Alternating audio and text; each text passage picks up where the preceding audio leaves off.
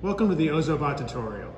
Ozobots are small robots that have sensors on the bottom that detect lines and color. To power on your Ozobot, first press the small button on the side.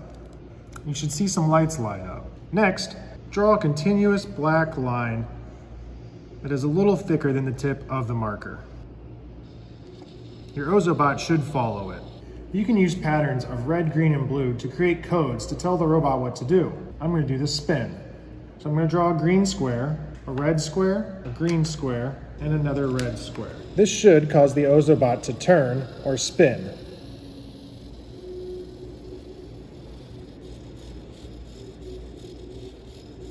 And then he should continue on his path that you've drawn. When creating these patterns, make sure the lines are thick. If they are too thin, the Ozobot might not see the color or the change in direction. If the code is too short or the colors are too close together or too thin, it might not pick up the color. So please make sure to draw your codes nice and thick and about 1/4 inch to 1/2 inch long. If your Ozobot is not working, contact a staff member and they can replace it with one with fresh batteries. The trails you can create for the Ozobot are endless. So have fun, be creative, and see where your Ozobot can take you. Thank you for watching.